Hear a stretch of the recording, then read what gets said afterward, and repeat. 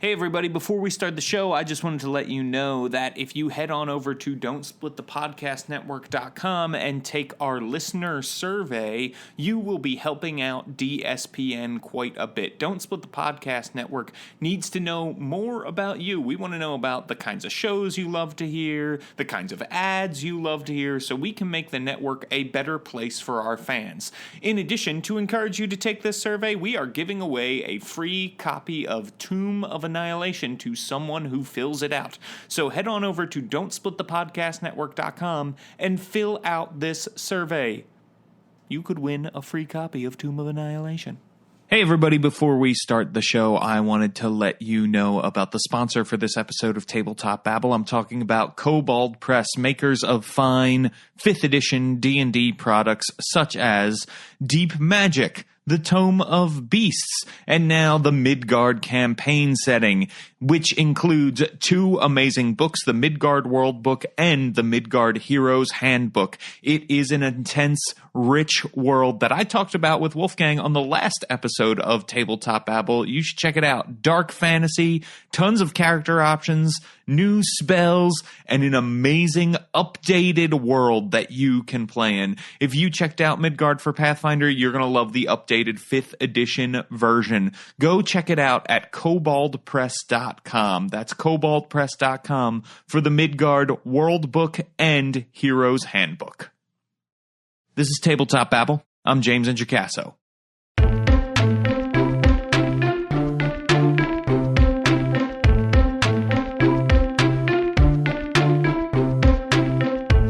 Today on the show, I am talking to 4 of the minds behind Monsters of the Guild and Monsters Without Borders. These are amazing collaborations that will be available on the DM's Guild soon. In fact, Monsters Without Borders is already up and already benefiting charities. I contributed to it. It is a really cool project. We are talking with them about how to create collaborative group projects. So get ready. Here is my conversation with them.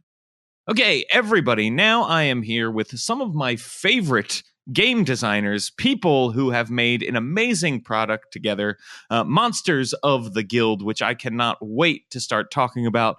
But before we jump into what it takes to pull off a big group project like this, let's go around the table and let people know who you are and what you do in the world of tabletop role-playing games. And why don't we start with you, Glenn? Who are you and what do you do in the world of tabletop role-playing games? Yeah, hi. Thanks, first of all, for inviting me along onto this. It's it's great to finally to be able to talk to you and everybody all together at the same time. I like to think of myself more as a player in DM first in tabletop than anything else, and I kind of got involved into publishing when I eventually found DM's Guild, sort of around about mid-2016. I started publishing small little adventures, just a few of them, of the adventures that I'd be playing with my players within the campaign.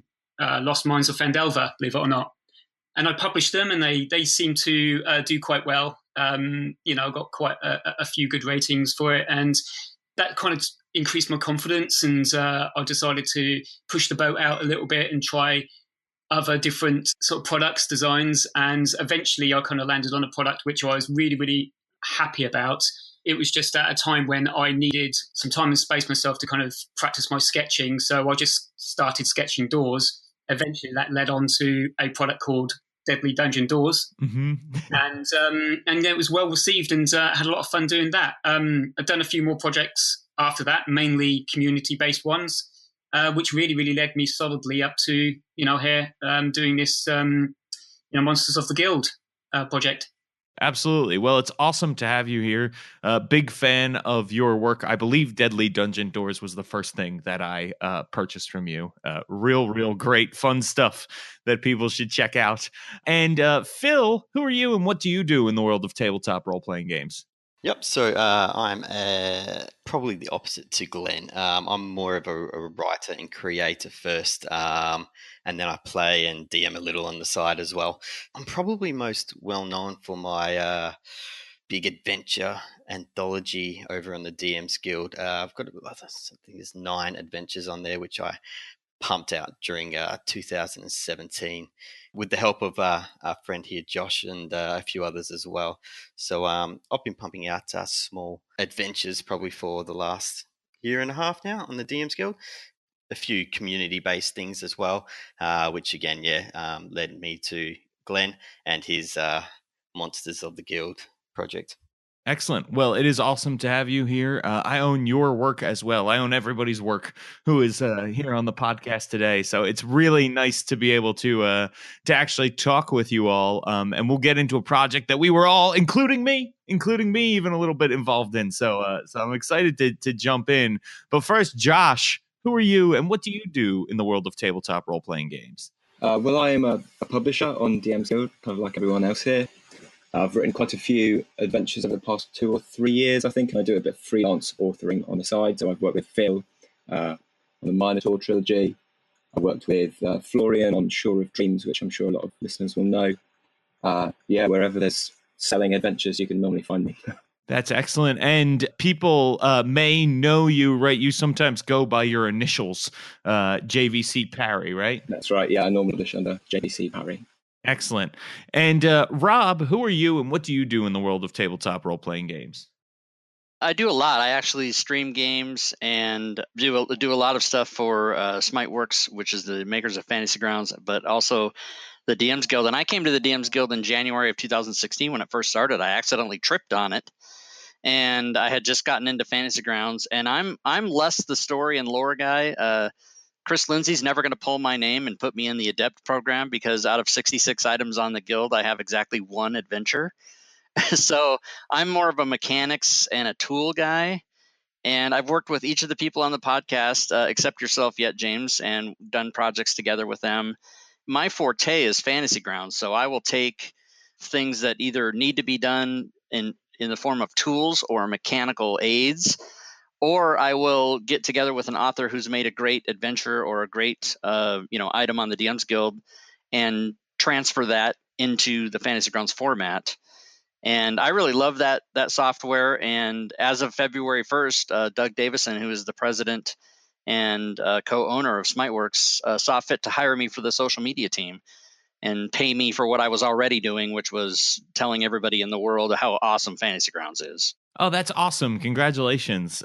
Getting to do paid work for your hobby is always a great thing, right? Yeah, excellent. And certainly like a really big growing field, right, is virtual tabletops and the digital space in general, right, in the world. I know that's a bold statement I'm making right there. But it's also just a great to see D&D and other RPGs really finally coming into their own in that space. And Smiteworks has been doing it for years, trying to bring not just D&D, but they've successfully brought so many other tabletop RPGs forward in Fantasy Grounds.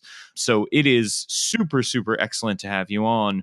As you can see, we've got a lot of people who consider themselves designers, writers, people who are good with mechanical bits, all kinds of great stuff we have, which means we're probably talking about a group project.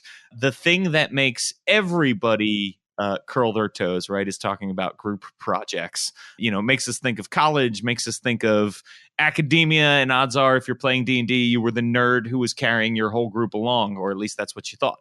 So let's talk a little bit about how this specific project came together. I find that when you're working on stuff like this, there's usually one person who has the idea, or a couple of people, the idea comes together, when they're having a conversation. So how did this come to be? How did Monsters of the Guild happen? Because I heard about it in its final weeks. Glen, you were there, right? You were sort of one of the people who helped get it started. So tell me, where did this idea come from? Yeah, well, I mean, all of us, we are sort of part of another community, the sort of Dungeon Masters Guild fan club, and we regularly share ideas on this Facebook group. We regularly talk about the projects that we're on. And over 2017, there was a gradual movement towards doing more and more kind of collaborations. And I've always been very, very keen on collaboration because I know that the best ideas and creativity comes from kind of mashing together lots of really creative people and sort of picking the wildest ideas amongst that. So I spend a lot of time, if I possibly can, with people like Phil, Rob, and Joshua, and everybody within that kind of group, in the hope that potentially I can help, maybe push an idea forward. So Monsters of the Guild really came about when I just stuck a message out on that group to say, I've got this weird idea. I'd like to compile a lot of the monsters that I've seen throughout the guild, because I'd buy a ton of stuff on the guild. And some of it is really inspirational to me for my writing. And I said, how about we just we merge together all these monsters into one compilation and see where it goes from there. And on that Facebook group, it kind of just spiraled out of control, just blew up, really. People were coming to us from all over the guild, all over that kind of group, and donating their monsters towards this cause. And then it gradually, from there, it kind of moved over to its own little Facebook group, and we started sharing more and more ideas on how we'd really like to do it, a real community project. I'm glad you mentioned the Dungeon Masters Guild fan club Facebook group, and the Dungeon Masters Guild Creators Circle is another one that has a lot of the same people in it. Those are great places to go for resources, but also to talk about what you're working on, get advice, find partners if you're looking for partners and people to work with. It is an amazing, supportive community that is really positive and helpful. That is a great place to start, and it was amazing to see this blow up. And it was awesome to be able to sort of get in on it, right? This collection of monsters throughout the guild. There's original monsters in it. It's awesome. So let's talk about then first steps. You start a project, you think, okay, I want help. I want to gather monsters from the guild. What are sort of the first steps in a massive project like this? How do you find people to work with? Where do you go? So, who did you reach out to first, Glenn? I started off by just sticking out that group-wide message. To be honest, I knew an awful lot of the creators on there were already friends with me in Facebook, and of course that always kind of pings you when one of your friends kind of comes up with a brand new comment. And I figured that so long as I can kind of get the message out that I'm looking, maybe towards doing something like this, I figured that, I might get 5 or 6 creators who might jump on board and say, hey, yeah, I've got a monster to donate. And that was really all it started off as. I mean, obviously in my mind, my vision was, wow, I want to get as many people involved in this as possible, because this could be a real draw for anybody who hasn't found the guild quite yet to suddenly be introduced to a book which may potentially have 100 monsters in from so many different products, and including other little monster kind of manuals within the guild and adventures. I figured that this would be a beacon really for almost, for the front page for the guild. And I thought, what's not to love about that? So, Phil, did you see this message? Was this sort of your first contact with the project? And what made you decide to get involved? And how did you figure out what role you could play? And what was that role? Yeah, I saw the post, and there were a lot of these sorts of projects popping up on that Facebook page in particular. Really, I just wanted to work with a bunch of people who I've had so much respect for so long. I was able to really, I guess, jump on this one. Jumped on a couple of others as well, but this was the one that really, really took off and captured me. When I got into the chat, we were throwing around ideas, spitballing all sorts of things. And one of the things that did come up was layout and what we want this book to look like. At that point in time, it was only going to be a PDF, and we didn't know exactly how big, how many monsters there were going to be in this project. But we knew we wanted a certain style for it, and a few ideas got thrown around, full color, full scale, sort of Watsy style, big book. We ended up, however, looking more back looking at a bit more of a minimalized approach, a bit more old school with some real tasty looking art, but not really full color or anything, but just some beautiful art. And one of the ideas that Glenn and I threw around was to make it almost like it's an adventurer's journal of monsters. So ripped pages with almost like a scrapbook of drawings of monsters and their stats, and like an adventurer had been wandering around Faerun or wherever, any D&D world, and I've come across all of these monsters and has written down all of these details and stats on all these monsters, and we're thinking, right, how are we going to make this look good? At that point in time, I'd just started getting a really good hang of InDesign, Adobe InDesign. So I put up my hand for it and I said, I'll be happy to chip in and do the layout. So that's really my role in the project is layouts and I guess making the book look pretty. So I think that's huge. And I think one of the things that sometimes gets overlooked is not just layout itself, but also the creativity that can come from the layout process. You know, you said you had this idea wanting it to look like an adventurer's journal. That just raises the story of the product to another level, the immersion of the product and the quality of the product, frankly. You know, I've done my own, quote unquote, done my own layout on some products, and it is nothing compared to what gets done with when somebody like you or Rich Lescaflair or anybody who really knows what they're doing in InDesign gets their hands on it. So that is, it's incredible work. I can't wait for people to sort of see the process and what is in it. Josh, what about you?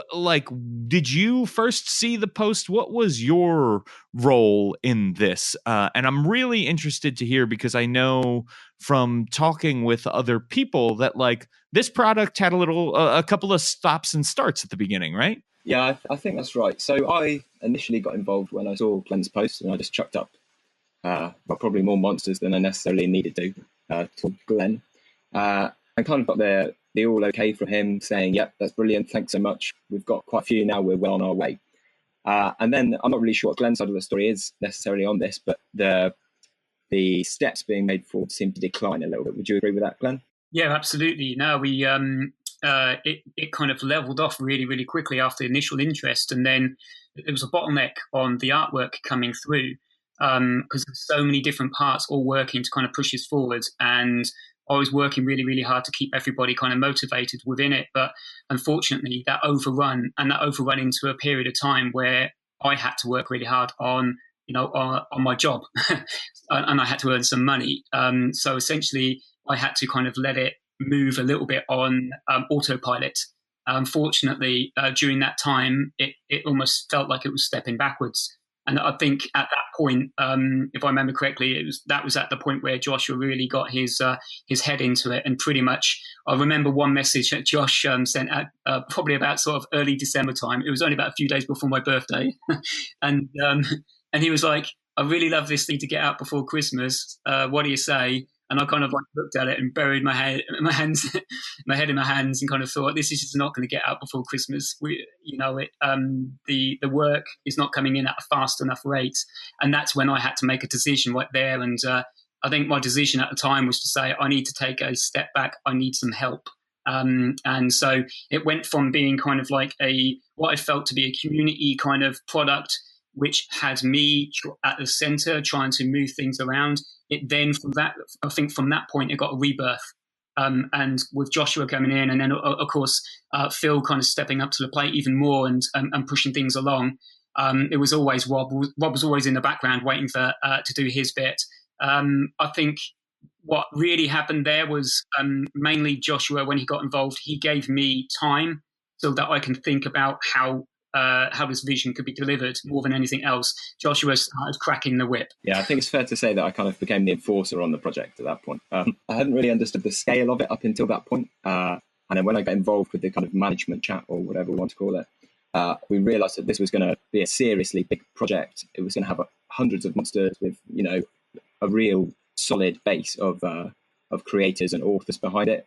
And really just trying to corral all of those individuals was a task in itself. And unlike Glen, I'm a student, so I've got all the time in the world to sort this kind of stuff out. Yeah, I think the bottleneck itself was probably a testament to exactly how big this project was. I don't think anybody expected it to be as big as it was, with all the different content coming in. I mean, there's just so much, and then you've got the artists to create all of this beautiful original art to go with each monster, and there's just so much. And I think it really did need that team, that core team, project team vibe to get it back up off the ground. And I think that's really where we started to succeed. Yeah, I mean, I think I guess I started to hear about it sort of in the second wave when it was coming down, because I had missed that initial post, and it sort of goes to show how important having someone who has the time to be the whipcracker and be organized really is in projects. The more people you have, the more you need, a sort of a project manager who is there making sure people are getting their stuff in on time, telling people, hey, this is when we need you, this is when that kind of thing. Don't go anywhere. There's more tabletop babble coming up. All right, so my bosses James Introcaso and Rudy Basso asked me to record a commercial for the Newbie DM Minicast, my new 5 to 10 minute podcast aimed at giving dungeon masters quick nuggets of advice. But I've never cut a commercial before, so let me see what I could do. Best radio voice. All right, Newbie DM here, inviting you. Oh wow, that's terrible. Hello, Newbie DM here, inviting you to join the Minicast. Wow, that's bad. This sucks. I'm never gonna get this commercial for the Newbie DM Minicast done, and James and Rudy are gonna be mad at me. Well, you know what? Let me just put this aside for now and get back to recording another episode of the Minicast, where I give out some hot DMing advice, and I'll come back to the commercial later. Sorry, James. Sorry, Rudy. It's not gonna happen right now. All right, back to the show. So, Rob, let's get down with you for a second, right? What was your role in this project? Because you, like you said, you're the Fantasy Grounds guy. You see yourself more as a streamer, a champion of tech, that sort of thing. What's your role in this? Yeah, so like Glenn said, he put out the initial announcement for this, and I'm going to say that was around a year ago. I'm not sure about that, but it seems like it was. And it had a couple starts and stops. But these three guys basically have spearheaded this effort. And, my forte is to just lurk about the DMs Guild, looking around and trying to force myself on people for Fantasy Grounds because I love it so much. So I proposed that idea because I thought this project was so awesome. And much like we all thought in the beginning, I just thought it was going to be a little small thing, and we had no idea it was going to blow up into, over 100 monsters with like 46 different creators involved and doing a charity part of it, and all that other stuff. And I just thought it was fantastic. I just knew that I wanted to play these monsters in Fantasy Grounds. My usual motivation isn't money or anything like that. I mean, that's nice, but my motivation is always whenever I see fantastic stuff, I want to use it in Fantasy Grounds. And so I want to, be able to get permission to convert it and make it available for those people that like to use that virtual tabletop. So I got super excited and I forced myself in and they all accepted me with open arms and seemed pretty excited about it. So that's how I came to be involved. And I've been there since the very beginning watching. And I don't have my hands in the creation of the PDF per se, but I mean I do have one monster in the project, but these guys have really done a lot of work, and I'm excited to get the finished product so I can convert it over and have it available for people. I'm super excited about it. Let's talk a little bit about this, because you really did each find your own sort of individual and very important role in this project. How do you do that, right? I think sometimes we see group projects or we see call outs for things, and I get nervous because I'm like, I don't know, where do I fit in this? What should I do? How can I make this work? Because I don't want to get in the way of the project, right? One, we've all been there, in school, you might have had a project, or at work or something like that, where there's like one person and you're like, this project is now going to take 4 times as long because you are on it, and you're going to block me, or you're going to try to change like the core direction this is headed that nobody else is on board with, like that sort of thing. How do we not be that person? How do we be good partners on a project? So this is for everybody. And Glenn, I'm going to start with you. Like, how can people be good partners on big RPG projects like this? Ooh, I'm probably the worst of all of them, to be fair. That's why you're the leader, right? So I think if you're a person with big ideas, you should be the one to start and lead projects and not necessarily try to take over somebody else's project. Yeah, That's very difficult. Well, actually, I find it very easy to push ideas out there and build in a little bit of kind of motivation, a little bit of excitement around a project. It's one of those things that I've really enjoyed whenever I do anything like this at all. Even away from publishing. What I find is, pushing that responsibility back to other kind of key designers or creators is something which I really, really enjoy doing. I think the bit that I find the most difficult is kind of like the management part, the organizational part, which is where Josh came in, really, really well and sort of sorted that out. I much preferred actually sort of talking with the creators, people like, Phil and Josh, and kind of getting their input as and when things were changing and trying to guide it towards what the original vision was for it. There was so many times when this project could have gone in a different direction, especially when we were openly kind of canvassing for ideas in the Facebook group. That was the point in time when it was quite literally could have been derailed very, very quickly because of so many awesome ideas, and you want to do them all, right? And it needed someone with a strong kind of vision for what it really, really should be. So I think more than anything else, that was my job. It was kind of filtering through those ideas and trying to work out which one I felt not only worked from a creative point of view, but also worked financially, because that was very key. Phil touched on the subject of the gorgeous artwork. Yes, it's stunning. It's very old school, very retro. And it was actually, apart from the fact that we all had a real love for retro artwork, there was we knew that we needed a consistency through and throughout this kind of project. So that we felt that we'd done a really, really good sort of product in total. The artwork, it needed to be of a meaningful quality, but not full color, like fifth edition kind of like, really, really awesome kind of artwork, full color, something we could actually afford to do.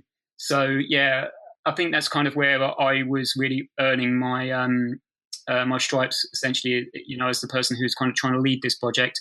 But I would definitely defer to Josh and sort of Phil on mainly the creative part of this, and actually getting down and doing the work. I think all I've done is just driven it and tried to keep it as close to that vision as much as possible. Sure. Yeah. Josh, why don't you talk a little bit about how do other people find their role in a project, especially when you're coming on to one that someone else has already proposed? How do you find the balance in that working relationship? So I think specifically with this project, Glenn had in his mind this kind of perfect idea of what the project wanted to be and what the product would look like when it was finished. But as I'm sure you guys know, when you've got to get loads of people, when you've got to kind of line up all the people and make sure that you're receiving the exact same information of the exact same quality from every single person, and there's over 40 creators involved with this, it's not always the easiest thing to do. And I've got a scientific background, so I've got a lot of teamwork, kind of lab group experience, and so it kind of falls right into my skill set to try and just bring all these people together and make sure that we're all on the same page.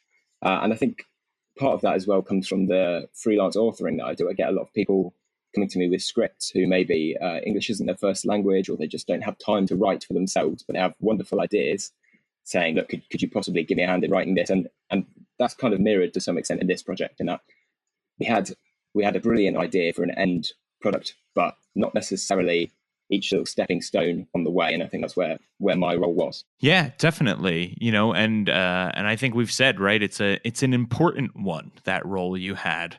It's really good that you were able to work well with Glenn and form a vision and sort of guide the boat to that vision, but also then help other people figure out where they fit into the project, right? Like, that is probably the most important role of any project, is the person who is sort of managing it and helping people out and that sort of thing. And I know when I came to you and said, I have these monsters, what do I do? Like, you were so helpful in saying, like, okay, calm down. Look at what Tony Petreka did. That's perfect. That's what we want to see. Do that. That's going to make it easy on Phil when he does the layout. Like, that was huge to have. Yeah, I think really I've just tried to be the guy that's there when you need him to be. So whenever anyone's got questions, I try and be there. I've always said, send me, if you've got any queries, send them to me. Whenever Glenn needs a chat about the next stage of marketing or whatever, or just needs to vent some emotions, I'm there for him.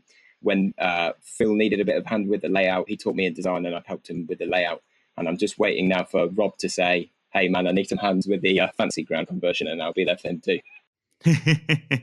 That's awesome. That's awesome. Phil, what about you? What do you think is the best way people can sort of find their role in a project so that they know, how they're fitting in and they can be confident that they're actually helping with the process? Well, a lot of people probably don't in the industry anyway don't really know this about me, but I come from a project management background. I'm a project manager in my day job, different industry, but it's the same principles, right? I think the roles are obviously very important as we've been talking about, but I think it's equally as important to find the role that suits you. Everybody brings something, right? Everybody's got a skill in something, especially in this industry. We wouldn't be here if we didn't. Placing people into the right roles is a big step towards that success. It always starts with a vision.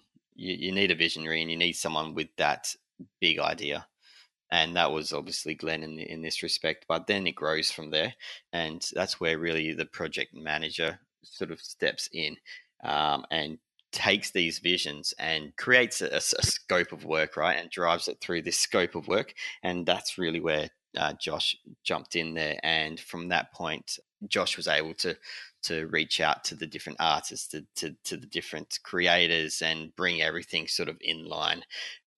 Finding your particular role was probably more of a fact of, look, we need this is where we want to go with it.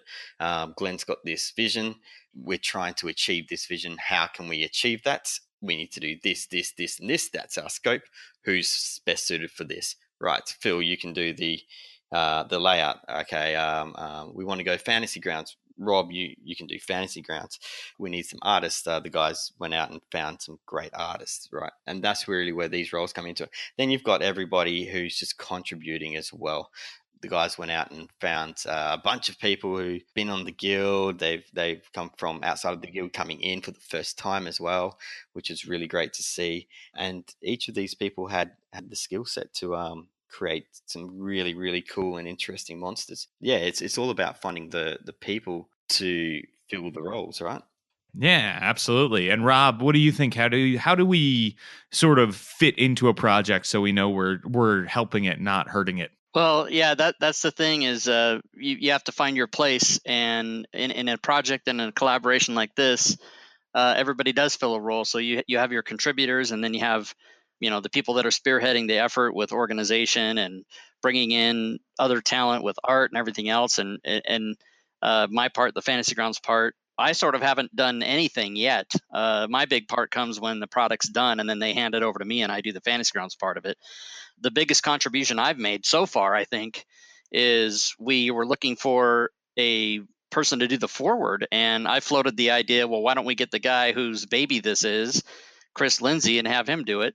So Glenn composed a fantastic email, sent it out to him, and he agreed. And so we got Chris Lindsay to do the forward for the project, which is really awesome. And aside from that idea, I don't think I've really contributed much at all yet, but I will. That's right. Yeah, I think it's important to remember because I have spent my days ripping apart books and putting them onto Roll20 for people. And that in itself is you're basically rebuilding the entire book. So that is a big process in and of itself. And it is huge for people who play on virtual tabletops to have the ease of purchase. Like, that's going to be so great for people who play on Fantasy Grounds to just be able to buy it, have it all set up and ready to go. It's going to save so much time. So you're a hero to me, my friend. Well, thank you. Yeah, I mean, I that's all I ever do is if I say a sentence and I'm talking about anything and the words Fantasy Grounds don't come into the sentence, it's a very rare occasion because I just love it so much.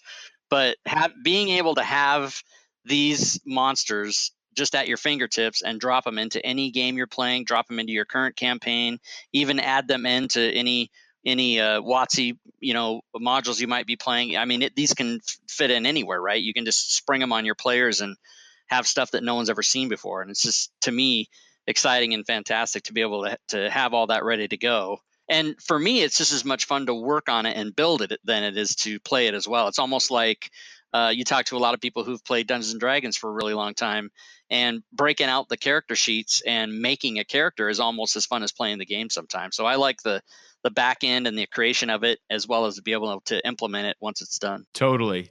And oh man, I just want to bring you on to talk about virtual tabletops. That's another podcast. Yeah, we can do it. Definitely. Because the strengths of the virtual tabletop, the mixing and matching of stuff is so much easier there when you have several products. But anyway, and I think the other piece of advice that I would throw in there is make sure you're doing something that you want to do, right?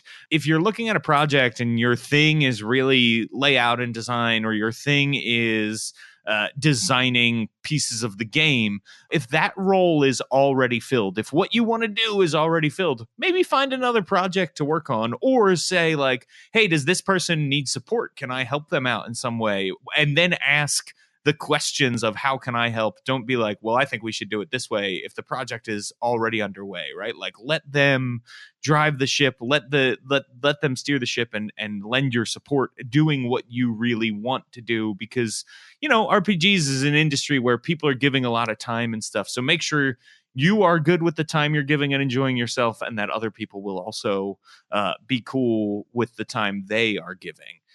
So huge and important.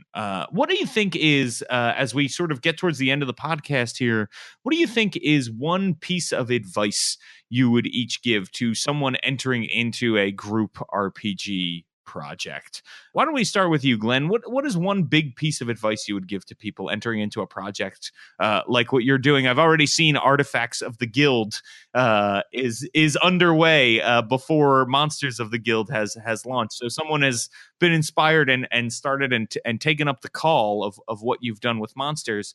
What's your advice to people who are doing things like that? We all have individual reasons for doing the things that we do, the reasons for why we write or do art or create or anything. And for me, it's mainly just to scratch an itch. I've got an idea, or I want to be part of a larger group and contribute towards that. And I think if you're ever thinking about doing these projects, I think just aim for something which you're passionate for, that you really, really can see yourself kind of loving the end product that you're planning on creating. That way, you're more than likely going to give out your best, your best skills and your best ideas. And I think if there's a lot of people involved in that project, then everybody deserves a really, really good shot at making it something unbelievable. And for me, that's what this was really all about. I think every single time these fellas kind of come to me with like a new layout, or just come away from a long sort of hour-long conversation with Joshua, where I've been crying my heart out about things which I'm usually going to go wrong, and I need to head it off. And do you know what? Having those chats with these guys is kind of made me constantly want to up the ante and do more to help. Like my job has transitioned, probably evolved throughout this whole project all the way from the beginning. Started off by just putting out an idea. It's just a message. And then as more and more people come on board and the skills, the product is just coming together so well, I'm like thinking, well, how can I make this even better for everybody? How can I give us the best possible start? Everybody deserves the accolades that this product is going to bring, no more than the whole guild themselves. Everybody who contributes to the guild will see, hopefully, this project and also enjoy the benefits from it as well. So I've felt pressure from that, probably from the second birth of Monsters of the Guild, more than any other time. So like Rob said, when we were saying that we've been reaching out to people to hopefully help us promote this wonderful product, who do we go to next? Is there someone we're missing? Is there someone we should really be talking to? And when he obviously said so, Chris Lindsay, I'm like, yeah, obviously, but how are we ever going to get that guy's attention ever?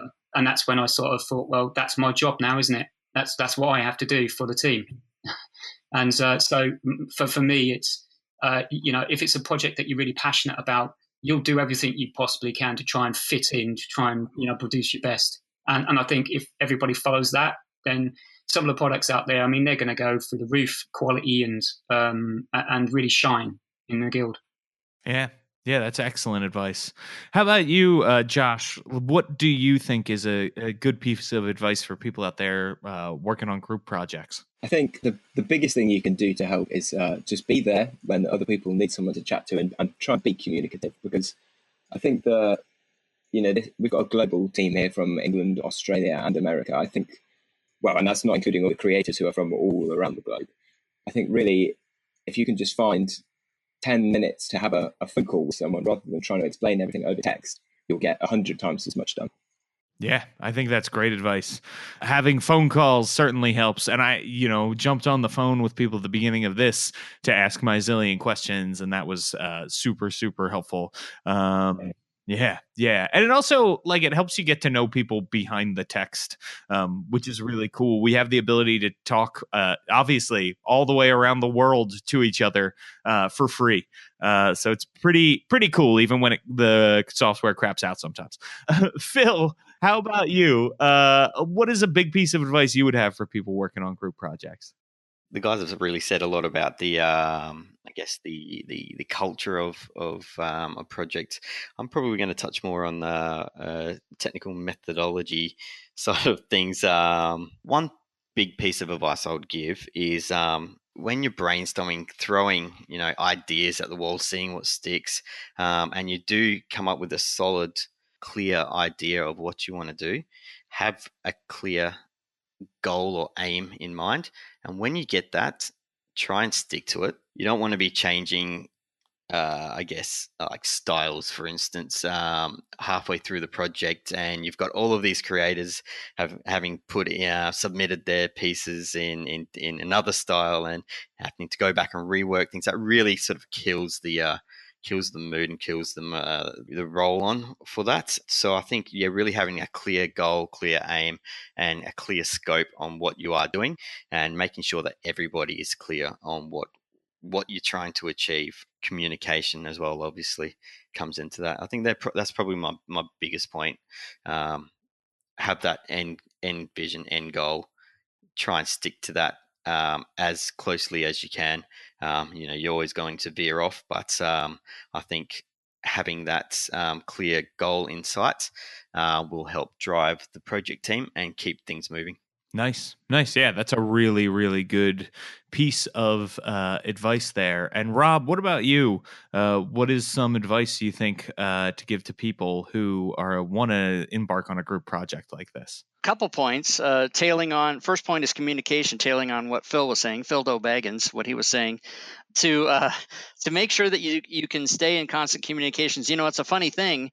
The four of us and a couple other people have been communicating on this project for the better part of a year, and today is the first day on this podcast that we've ever actually spoken to each other as a group.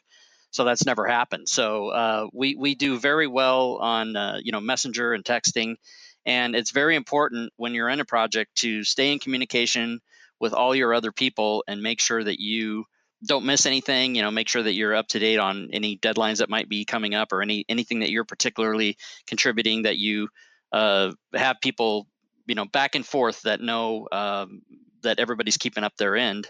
But the second point that I would make on a group project, or any project that people might use for a piece of advice from me personally, is if you can do it for love, don't do it for money. If you love what you're doing and you're passionate about it, and you don't care, even if it's a project where you might make money, if you place in your mind the reason that you're doing it is because you love it and you care about the format, or you care about the product, or whatever the project is that you're working on, you care about the end result, and it's your passion and it's your love, you will do much better job, and you will have much more fun doing it. That would be my advice. Absolutely. Spoken like a stand-up comedian. Right. Who made no money, by the way. Yeah, no, that's a very good piece of advice. Make sure you're doing this for the right reasons. If you want to get into something to make money, you should probably not do role-playing games. Yeah, right. Even if you are going to make money from it, you're not going to become super, super rich unless your name is Matt Colville. So make sure that you're doing this for the love of the game, and you'll have a better product for it too, frankly. So I want to check in with you all about something that the community has certainly noticed, and it's that there are a lot of straight white dudes in Monsters of the Guild. We know because Glenn painstakingly drew all of our faces with tentacles on them. But I also know that for you all, because I've talked to you about this, that diversity is something you are passionate about. So let's talk a little bit about sort of how it happened and what did you learn and what are your hopes for projects like this moving forward? I don't mind starting on that one. The project of Monsters of the Guild was really, the idea for it came from myself. And the main kind of push was to get as many of us guild writers, and creatives onto the kind of main stage and into the D&D communities as possible. So that was the main driver behind this whole project. I really didn't figure that it was going to go quite so big, to be fair. Sure. It was amazing to see, I have to say. It's a great surprise. Even though I think I was aiming for it as much as possible, the realization as it was all beginning to kind of fit together, that the amount of people who were joining us, and when me and Joshua had many chats about kind of which monsters and which creators, should be make an appearance in the book, it wasn't until it was till the latter stages that we suddenly realized that, we've got a lot of writers here, and it's a good representation of what's on the guild right now.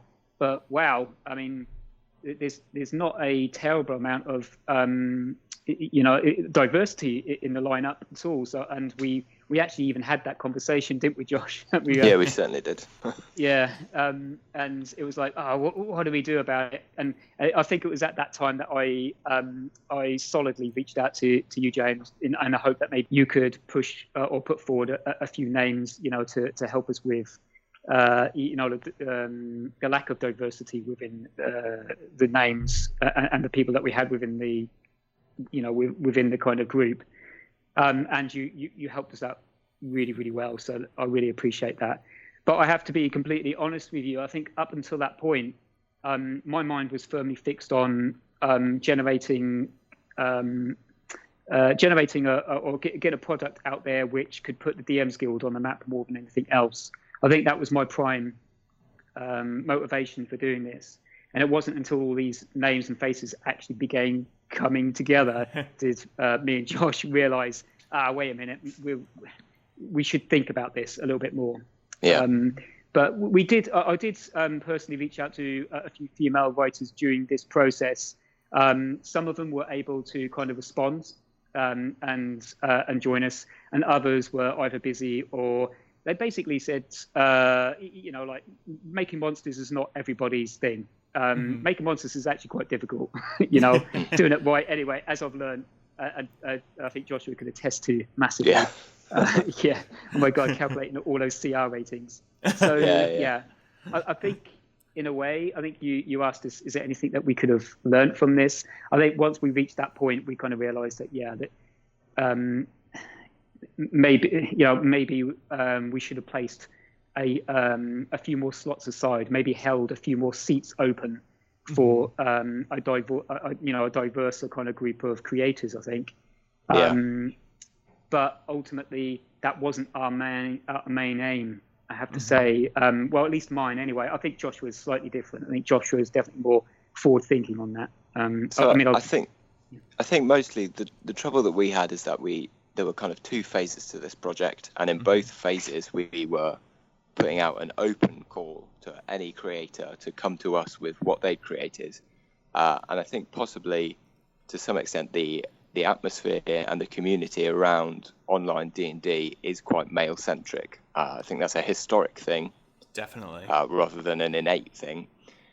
And by just asking for that open call, I think we probably got a relatively representative sample whereby the majority of recipients we had were male. Now, what we should have done in hindsight is reach out towards as many female creators as we possibly could, and non-binary.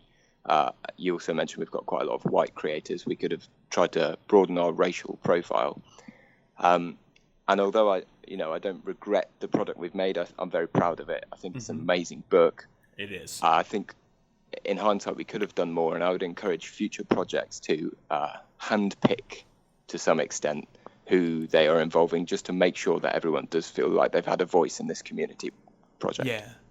Yeah, I think you all have done a great job of continuing the conversation, right? Like, it was a thing you noticed, it was a thing the community noticed. The conversation has rolled into other big group projects that are happening now, and it's helped shine the spotlight on some more diverse creators who were already on the guild, but maybe their work wasn't getting recognized. Because I do think you're right, Josh.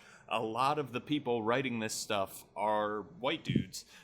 You look at the top sellers of the guild week after week after week, and it's, it's MT Black, it's Tony Petreka, it's you guys, it's Jeff Stevens. So, sure, I think those are the people who are active. Those are the people who answer an open call like that.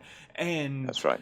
Combined with this collaboration has never been done, and oh crap, there's only so many royalties to go around, right? It just gets pretty crazy and muddy, and it's good to hear that you all have a plan going forward, and it really has. You have now led the charge in these other projects.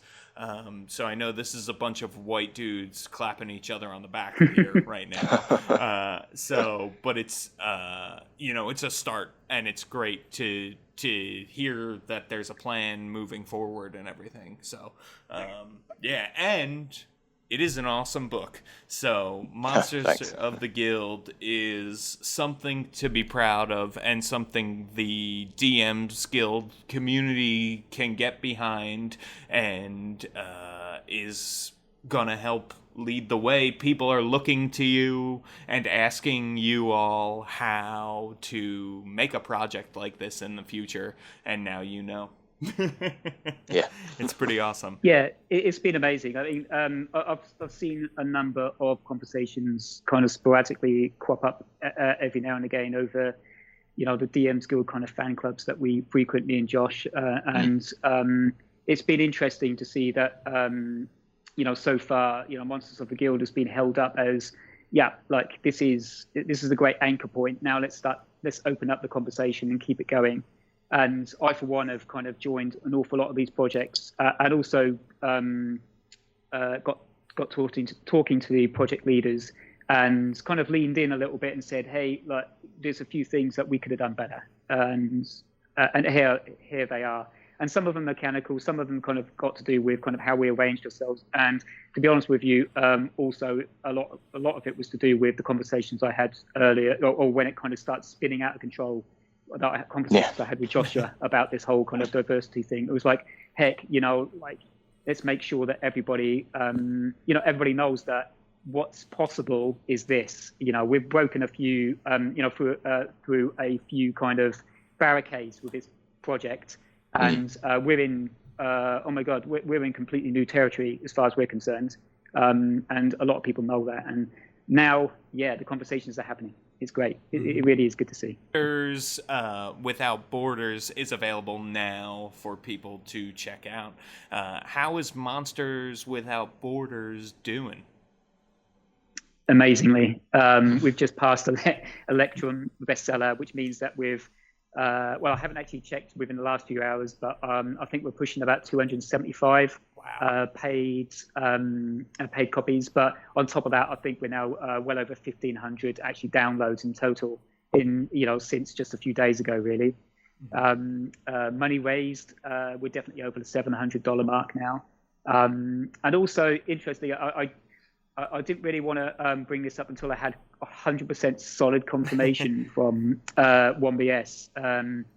But it does look like they have a very interesting kind of arrangement for dealing with projects for charity on Drive-Through RPG, which we don't have in the DM's Guild. And that's because it's a little bit more trickier that Wizards of the Coast are involved in the kind of royalty scheme in DM's Guild. They're not in 1BS. So on the Drive-Through RPG, they give almost everything over to charity, almost 100% of all the earnings, if that's what you're planning on doing. Now, they're quite happy to do that. The problem with DM's Guild was they have a more convoluted kind of contract with WotC. And I have been talking with the community manager, Jason Bolt, about this, and he's already said that they're putting things into basically they're starting to put things into motion so that DM's Guild can enjoy a similar a similar kind of percentage given over to charity, so long as their chats, I'm guessing, with their partners go well. So I'm looking forward to seeing that come to fruition. Now, heading back retrospectively, for our project, I'm not holding out much hope that the guys can actually really do it for us, but they are working really hard to see what they can do. So we'll just see what happens. And I'm hoping that at least if anything comes out of this is they can open up the dialogue to increase, if there's ever any other projects that gets launched on DM's Guild, which is kind of 100% aimed at a charity, that more than say 50%, which is what we're giving, is given over to that actual charity. But they've been really, really good. They even given me a link to add to the product page. It's an external link to send back to Drive-Through RPG, so that if anyone decides that they wish to, they want to kind of join in, they want to donate money to Doctors Without Borders, and they don't want to see all that money, get kind of, absorbed into the admin costs of kind of running the site. 1BS has actually given us a link to send people direct, so that 100% of their donation will go to Doctors Without Borders. That's on the product page. You can download this product for free. It's an amazing product, and all your money will go to Doctors Without Borders. So things are already beginning to change as a result of this project. So really good. That's awesome. So, Josh, where can people find you? Most of my work you can find on DM's Guild under JVC Parry. My most recent self-published adventure is The Shore of Dreams and Beneath the Sands. So Shore of Dreams I did with Florian, which is a bestseller, and Beneath the Sands is slowly clawing its way up there. You can also take a look at Assault on Helmore Island, which I did with MT Black, and a huge back catalogue of work from the past couple of years that I've worked on. Yeah, you write some of the best adventures on the Guild, so Thanks. Thank you for that. It's really great. Well, just doing my bit. Glenn, where can people find you on the internet? Could quite easily find me on Twitter at cute _life. So that's or you can even find me on at Dreadful Dungeons, which is kind of like my little sort of mini publishing name that I go under. That's probably the best way. Email-wise, Lowell, you could reach me on dreadfuldungeons@gmail.com. Phil, where can people find you? I probably should have mentioned it before. I'm probably best known as PB Publishing on the DM's Guild. So people can find me on Twitter at PB Publishing 1. That's at PB Publishing 1. Come up and have a chat. I'm always keen for it. Great. Talk with Phil as well. And also Rob. Rob, where can people find you? People can find me just about anywhere. I have presences on Twitter and Facebook and Twitch and Patreon and Discord and just everywhere there is. And the easiest way to find me is punch in ROB number 2E. So Rob 2E, and you'll find me if you're looking for me. And I'm totally open to questions about stuff, and I talk to a lot of people all the time, especially about Fantasy Grounds. Nice. And of course, that 2E is because second edition is your favorite edition of D&D. Yeah, you know what's funny? You're literally the first person. I started playing D&D in 1981. Mm-hmm. I never played second edition, and I've made that joke to myself, but you are the first person in history to ever to ever pull that out of the air and say it out loud. Yeah. So my last name, Twohy, that's why Twohy, because nobody can spell that. Right. So it's not second edition, but I was just thinking about that earlier, and you are, congratulations, the first person to ever say that out loud. I feel like that can't be true. In the circles you run in. It's amazing.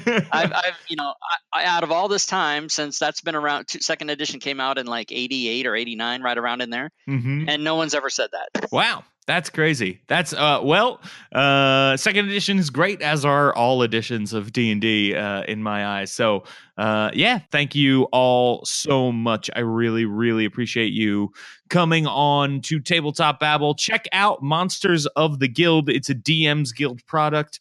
You can go by heading on over to the DM's Guild, searching for Monsters of the Guild, or you can head on over to our website, don'tsplitthepodcastnetwork.com, where we will link to it directly. There are amazing, fun, awesome monsters. I cannot wait to get my hands on all versions of the product. PDF, Fantasy Grounds. Is there going to be print on demand? Yes. Wow, that's awesome. It's going to be on my shelf. Oh, I love that. And there will be two versions, actually. There's going to be a 20 monster charity version, which is Monsters Without Borders, which the charity is Doctors Without Borders, and then the full version after that. Awesome. Yes. So check them both out. Check out Monsters Without Borders and give lots of money to that because Doctors Without Borders are awesome. Gentlemen, thank you all so much. This was awesome. And thank you for letting me be a part of the project. So that was really, really fun. And I hope to see many, many more massive projects like this on the Guild. Thank you, James. Well, that was a great conversation with the creators of Monsters of the Guild. People, Tabletop Babble is still a new show, and you can help us grow by hopping onto iTunes and leaving us a 5-star review. Seriously, you can make me say anything you want, anything at all, with a 5-star review. Today's 5-star review comes all the way from Australia, and it is left by Tigranosaurus. Tigranosaurus says, "It took me a bit to get onto James' eyes wavelength, but I'm glad I did. His passion and positivity are compelling, his guests are amazing, and their collective insights are always worthwhile. More strength to you, good sir. Gives the DM salute." I'm giving the DM salute right back to you right now, Tigranosaurus. Thank you so much for leaving us a 5-star review. People, if you're interested in what I do, check me out on Twitter at twitter.com/James Introcaso. And don't forget to check out my blog, worldbuilderblog.com.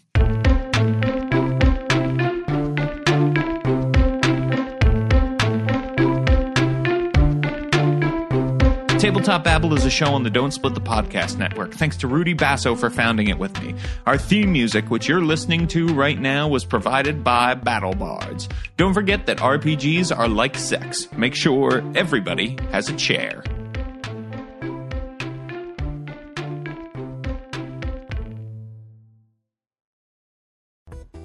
Hey there, Alex Basso here. And Rudy, co-hosts of Game O'Clock. Don't Split the Podcast Network's premier video game show. Every month, the two of us and a special guest go through a game genre's history, some of our favorites within it, some of our least favorite games, and where we hope the genre goes moving forward. We've talked about shooters, MOBAs, classic adventure games, and even more. If you like video games, you gotta check us out.